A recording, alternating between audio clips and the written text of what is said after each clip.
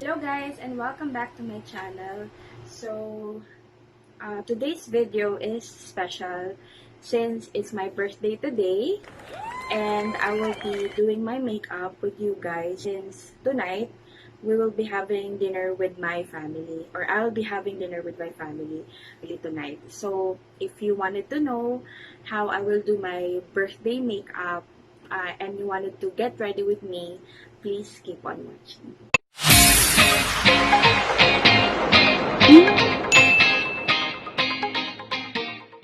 So for my base, I will be using the Face Shop.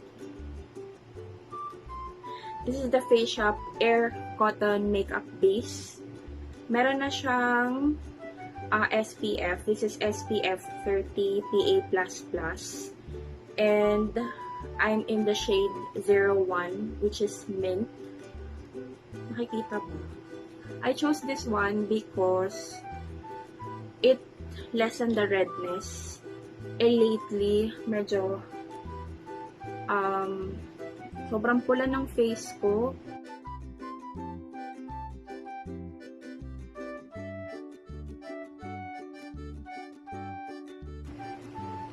Taas lang.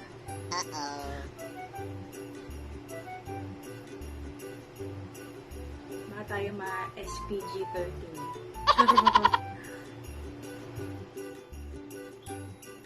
If you wanted update pala dun sa pimple ko, oh well, na-flat na siya, pero nag-iwan siya ng malaking marka. Sobra. Hopefully, mawala na yung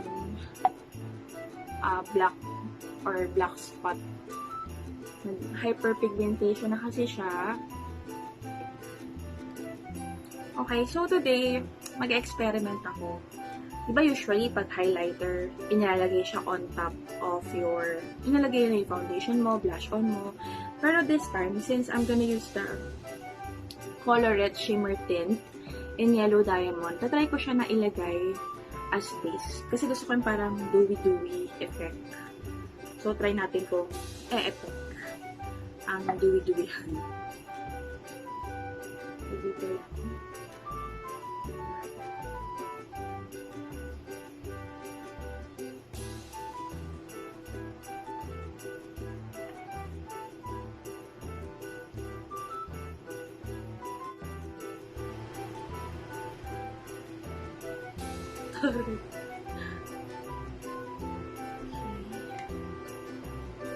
And then, tsaka ko i-apply yung aking foundation, which is the Maybelline Superstay Foundation. I'm in the shade 220 Natural Beige.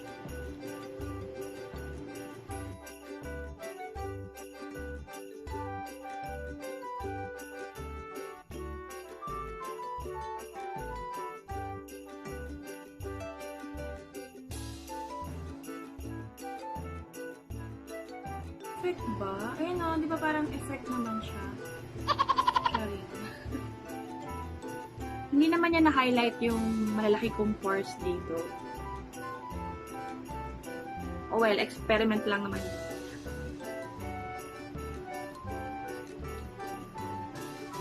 And for my concealer, I'm gonna be using the LA Girl Pro Concealer.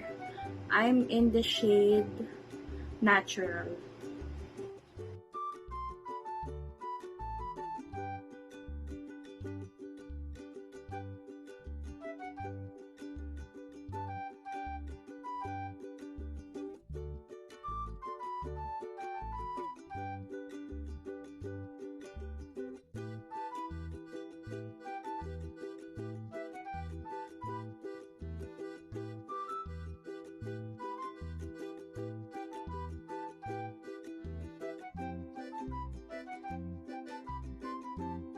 Sa opinion ko lang naman pag dinner, pag mga late night dinners or ayan, pag dinner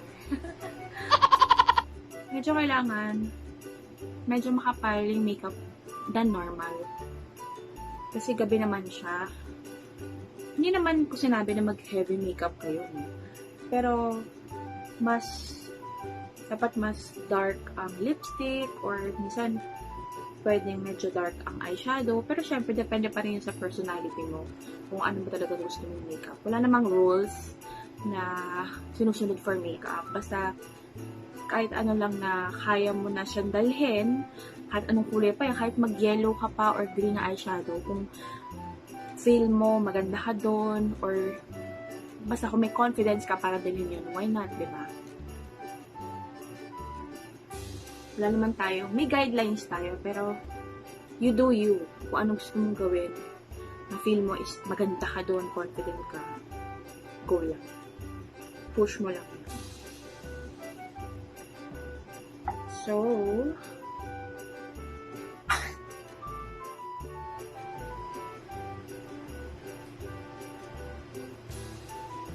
I'm gonna set it with my Nichido final powder.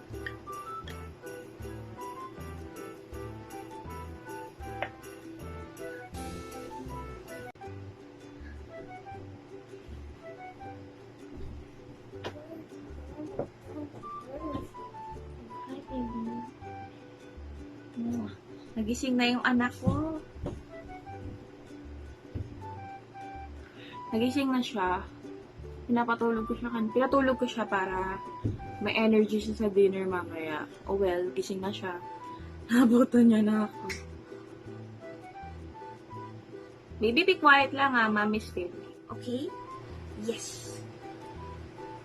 Madali na makausap yun eh. Okay, so habang sineset natin siya, magkikilay ako. You wanna watch there, baby?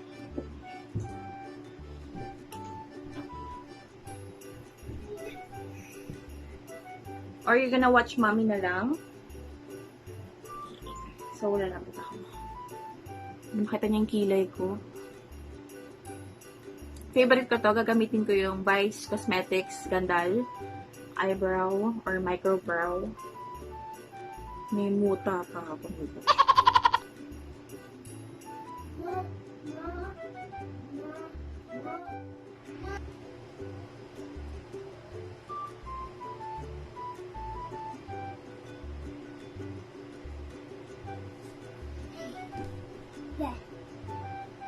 Yes, later. Ingat ka, baka mapagod ka dyan.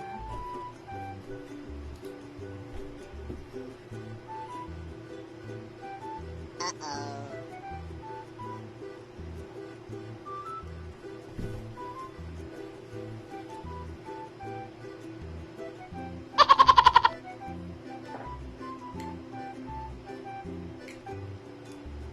So, to set our kilay, I'm gonna use the volumizing gel from Vice Cosmetics.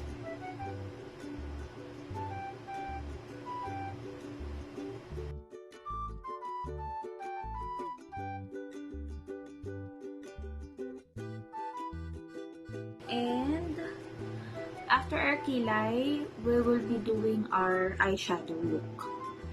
So, I'm going to use the EB Advanced Eyeconic eyeshadow.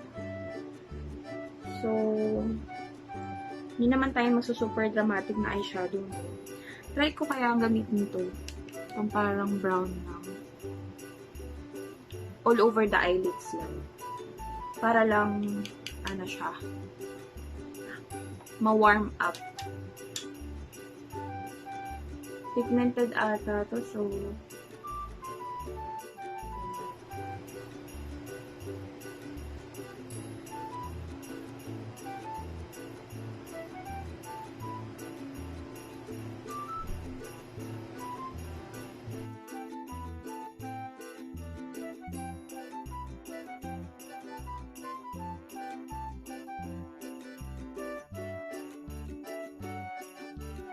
para may konting shimmer lang tayo.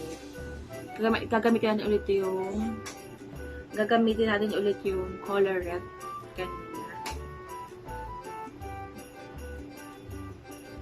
Maglagay muna ako dito. Ganyan. And then, ako na lang yung kukuha.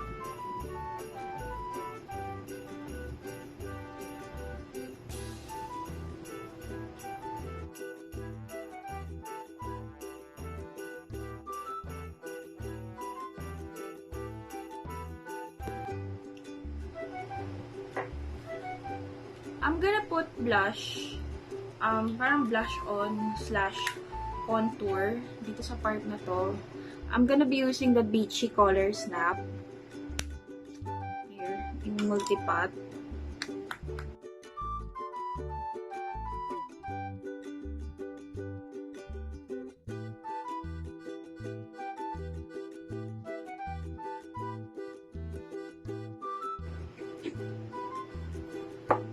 Okay.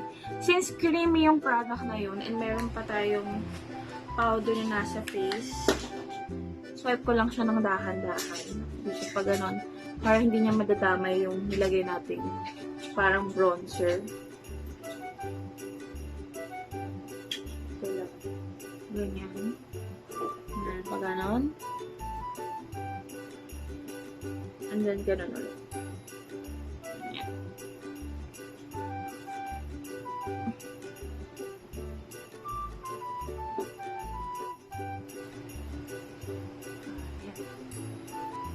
Okay, and then after that, our pilik mata. Hindi na ako mag-eyeliner.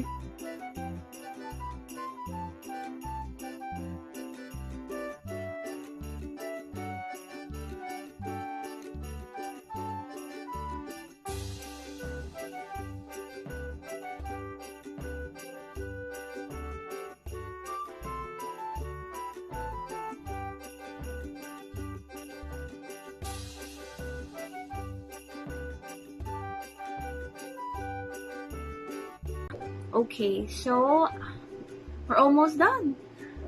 Lipstick na lang. Since magsasangyupsal kami, syempre kailangan more kain, buffet. So, dapat ang ating lipstick is hindi gaanong mabilis matanggal. Okay. Thank you, baby. So, I'm gonna be using the Maybelline, may price pa. Maybelline Superstay matte ink liquid lipstick in the shade Seductress. Matagal ko na ito nabili. Hindi ko alam ba't meron, hindi ko tinanggal yung price. Pag sa Superstay, hindi ko siya pino-full lips. Nilalagay ko siyang ganyan, tapos kinakalat ko. Kasi nakakapalan ako sa kanya. Tsaka, hindi siya maganda tignan. Pag sobrang kapal ng lagay mo, mag-o-ombre lips tayo. Yeah, you put it there, baby.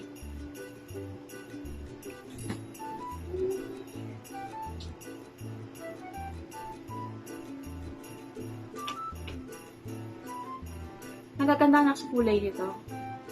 Parang napaka natural lang niya. Para siyang MLBB. Hindi Mobile Legends bang-banga. Ano siya? My lips but better. We will put, as ombre lips, we will put the Girl Boss Powder Tint in the shade Fierce. Ito lang.